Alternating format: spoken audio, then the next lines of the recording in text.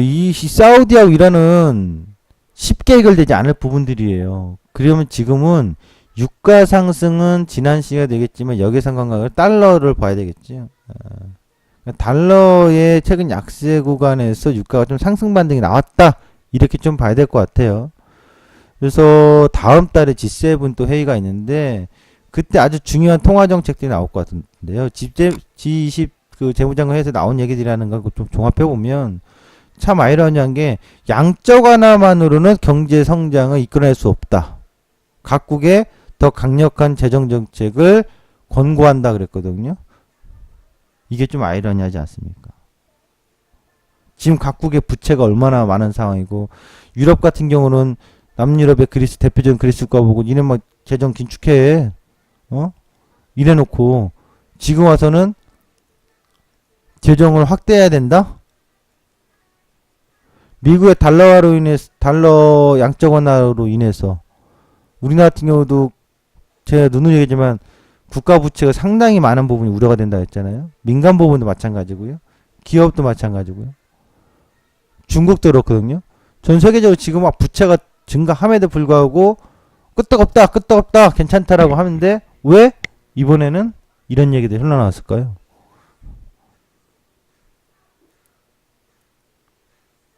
이런 지금 전 세계의 실물 경제 살아나고 있지 않은 거 부채 우려인데 여기다 대고서 오히려 하는 얘기가 글로벌 경제의 실물 경제에 대해서 하향이 되다 보니까 양적 하나만으로는 안 된다. 재정 정책을 더 확대해야 된다. 각국의 상황에 따라서. 근데 왜 니들은 왜 양적 하나 하냐? 유럽 애들은. 그렇다고 미국도 왜 떼쓰니? 마이너스 금리를 뭐 검토한다는 말다. 아주 뭔가 그 눈에 보이지 않는 지금 눈에 보이지 않는 어떤 변화가 나타나고 있다고 봐야 되겠죠. 전 세계적으로 중요한 건 역시 달러입니다. 기축통화. 지금 이런 달러 추이를 지난 시간에 얘기했습니다만 달러 추이 자체가 약세로 계속 조정하다가 2011년도부터 강세로 전환된 상황인데요. 이 부분에 있어서 뭔가 뚜렷하게 나타나고 있지 않다는 거. 어떤 게 뚜렷하게 나타나지 않냐면 미국의 정책의 변화가 뚜렷하게 나타나고 있지 않아요. 그러니까 뭔가 미국 실기하고 있는 거 아니냐 정도의 의심이 든다고요. 누가? FRB가. 뭐 그럴 리는 없겠지만 지금 시장에서의 이슈는 유가 부분이지만 실은 통화 정책의 가장 핵심이에요. 유가는 제가 했잖아요. 쟤네 신경 쓰지 마라. 오르고 내리고다. 지금 당장에서 계속 올라갈 일도 없고 막 빠져가지고 뭐 10불 이하로 내려가고 뭐 그럴 가능성 없고 왔다리 갔다리다.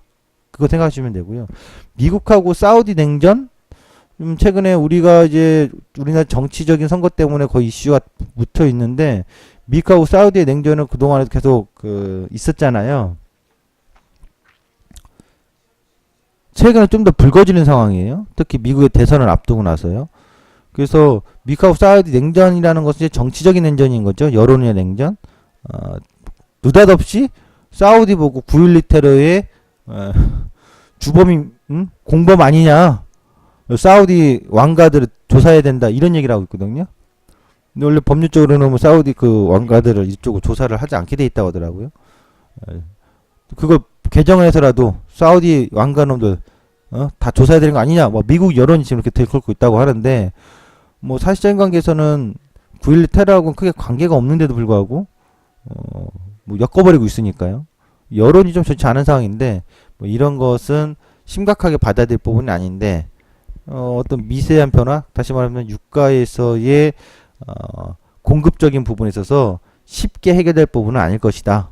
올해까지는. 정말 해결되려고 한다고 하면, 머리 맞댄다고 하면 제가 볼 때는 올 연말쯤 되지 않겠나 싶어요. 다시 6월 달에 또 만나요. 오페케이 6월 2일날 다시 만나는데 1년에 2번인데 6월 2일날 만나긴 합니다만 오페케이가 있습니다만 거기서도 큰 변화는 없을 것 같아요. 있다면 올 연말에나 나타나지 않을까 싶습니다. 코스피 지수 예상합니다. 지난번에 3월에 고점 2,009포인트가 97%의 변곡저항 가능성이 있다라고 얘기를 했는데 내려왔죠. 그 시점에서부터 쭉 내려왔다가 여기서 이제 반등이 나올 수 있다라고 했는데 그 전에 혹시 제가 얘기한 거 기억하시는 분 기억하실 거예요. 뭘 얘기했죠? 이번에 올라올 때 3월, 4월의 고점이 올해 상반기 최고점이 될 가능성 또는 올해 최고점이 될 가능성이 높은 시기다라고 했거든요. 이제 4월 달이 2주 남았어요. 4월이 2주 남았거든요. 이 2주 안에 나오는 고점이 어떻게 나오느냐 좀 제가 지켜봐야 되겠습니다만 어떻게 나오냐에 따라서 그 고점이 저는 100% 고점일 가능성이 높다 이야기할 준비를 하고 있어요. 예상을 하고 있다고요. 아직은 안 나왔죠. 그래서 상단은 2024, 2044 이건 설마 2023 어쨌든 설마라도 여기까지 최대한 냅둬버리세요. 나온다 싶으면 제가 우리 공표를 하겠죠. 하단은 1933 지지 이탈 여부 중요합니다. 그리고 1919 이건 회계값이잖아요. 상당히 의미 있게 생각해 주셔야 돼요. 바뀐 건 없습니다. 지난주에 얘기했던 미결제 증가에 따라서 움직이는데 미결제가 큰 폭으로 또 이틀 연속 증가한 상황에서 지수 상승했는데 이제 오늘 얘기할 것은 미결 증가의 포인트에서 아직 미결로 여러분들이 어떤 걸 해석할 수는 없어요. 근데 미결 증가의 포인트에서 뭐가 있냐면 에너지 응축하고 있어요. 에너지 응축. 그러니까 지난번에 제가 얘기했듯이 이날이었죠. 이날 기준 대비해서 위아래로 3% 움직여야 된다는데 움직였단 말입니다. 그렇죠? 결국 아래로 3%대 움직여졌잖아요. 눌림이 나왔잖아요. 근데 에너지를 지금은 퍼센트 얘기는 못해요 제가. 그러나 에너지 응축하고 있는 비결이에요 저거. 방향에 대해서 얘기를 못합니다만 에너지 강력히 응축하고 있는 비결이에요. 그리고 레버리지 얘기를 합니다. 끝으로. 레버리지는요. 제가 뭘만 표시한 거냐면 거래량만 표시한 겁니다. 2011년도 최대 거래량 종가 상황에서 2012년도 최대 거래량 기준 2013년도 최대 거래량 2014년도에 상반기 최대 하반기 최대 2015년도 거래량 최대 올해 거래량 최대 이 자리에서 브레이크가 한번 나올 자리여서 그동안 우리가 한번 매수 잡아서 먹었잖아요. 이렇게 더 올라왔잖아요. 근데 지금 올라온 국면에서 어디까지 왔어요? 바로 거래량이 깔린 지점 1600원 저항이라고요. 또 가도 11200원이 강력 저항이에요. 역으로 보세요. 이게 제가 오늘 해줄 하이라이트입니다.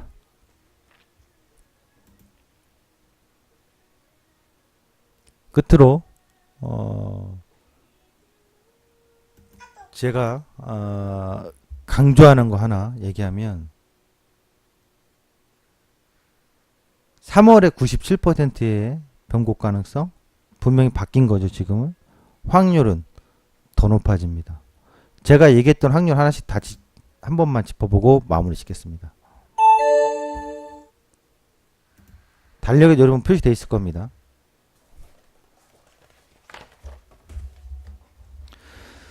3월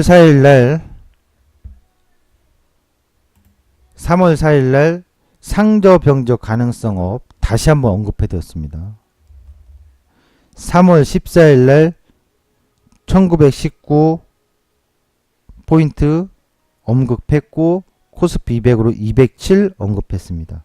3월 17일날 변곡 가능성 77%라고 이야기했습니다. 3월 21일날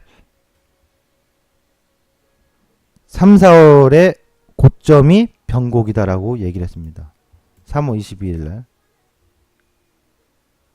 이날이죠. 이날 월요일날 3, 4월의 고점이 변곡 가능성 업이다. 그리고 이날 얘기하면서 97%의 변곡이다. 지금 올라온 거 있잖아요. 이 고점이 변곡이다라고 말은 아직 못하겠는데 어쨌든 4월의 고점이 어떠한 모습으로 나타나냐에 따라서 올해 최고점이다라고 제가 공표할 수 있는 시기가 올 겁니다. 그 점 하나 주목해 주시기 바라고 회계값 1919포인트 보시면 됩니다. 진짜 시험 브리핑 마치겠습니다.